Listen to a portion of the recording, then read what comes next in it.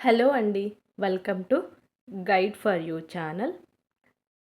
ముందుగా ఈ ఛానల్‌ని ఎవరైనా కొత్తగా చూస్తున్నట్లయితే ఛానల్‌ని సబ్స్క్రైబ్ చేసుకోండి. ఇంకా మ్యాటర్‌లోకొస్తే KV admissions, Kendriya Vidyalaya admissions, Balvatika 1, 2, 3 ఇంకా క్లాస్ 1కి సంబంధించిన నోటిఫికేషన్ అయితే వచ్చింది.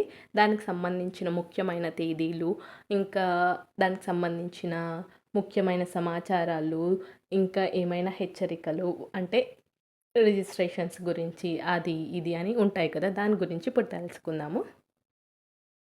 దీనికి సంబంధించిన తేదీల గురించి చూసినట్లయితే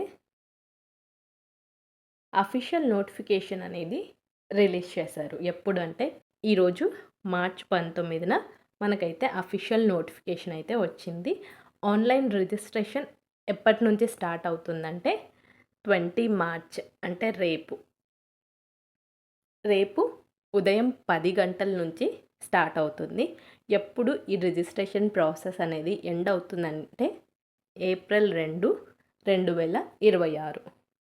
ఇంకా ఫస్ట్ లిస్ట్ అంటే సెలెక్ట్ అయిన స్టూడెంట్స్ యొక్క లిస్ట్ అనేది ఎప్పుడొస్తుందంటే ఏప్రిల్ 8. తర్వాత ఇది ఏప్రిల్ 8న వచ్చేది బాలవాటిక 1, 2, 3కి సంబంధించింది. ఇంకా క్లాస్ 1కి సంబంధించిన లిస్ట్ ఎప్పుడొస్తుందంటే ఏప్రిల్ 9. ఇంకా సెకండ్ లిస్ట్ అనేది ఎప్పుడొస్తుందంటే ఏప్రిల్ 16 వస్తుంది. తర్వాత థర్డ్ మెరిట్ లిస్ట్ ఎప్పుడొస్తుందంటే April 21. Offline admissions Balvatika 2 and ఇంకా ఇతర క్లాసెస్‌కి సంబంధించి ఎప్పుడు ఉంటుందంటే ఏప్రిల్ 13 నుండి ఏప్రిల్ 15 వరకు ఉంటుంది. అడ్మిషన్‌లు ప్రక్రియ ఈ ప్రాసెస్ అంతా ఎప్పుడు ముగుస్తుంది, ఇంకా కంప్లీట్‌గా ఎప్పుడు ఎండ్ అవుతుందంటే జూలై 31. ఇంకా దీనికి సంబంధించి డాక్యుమెంట్స్ ఏమేమి కావాలి అని చూసినట్లయితే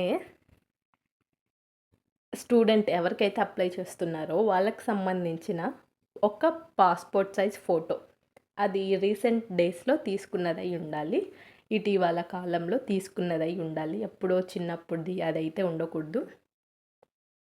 అలానే స్టూడెంట్‌కి సంబంధించిన ఆధార్ కార్డ్, ఇంకా 5 ఏళ్ళు పైబడిన పిల్లలకు బయోమెట్రిక్ అనేది తప్పనిసరిగా అప్డేట్ చేసి ఉండాలి. చాలామంది అడుగుతున్నారు డౌట్స్. బయోమెట్రిక్ ఇష్యూ ఉందని. దానికి సంబంధించి ఏమైనా మీకు డౌట్స్ ఉంటే కింద కామెంట్ చేయండి. నేను దాన్ని బట్టి వీడియో చేస్తాను ఏం చేయాలి అనేది. ఇంకా బర్త్ సర్టిఫికేట్, పుట్టిన తేదీ ధృవీకరణ పత్రం. అంటే birth certificate, date of birth proof లాగా. తర్వాత మీ యొక్క స్టూడెంట్‌కి సంబంధించిన క్యాస్ట్ సర్టిఫికేట్. ఏ క్యాస్ట్ అయితే ఆ క్యాస్ట్‌కి రిలేటెడ్ సర్టిఫికేట్. తర్వాత మీకు రేషన్ కార్డ్ ఉంటే రేషన్ కార్డ్ మరియు ఇన్కమ్ సర్టిఫికేట్.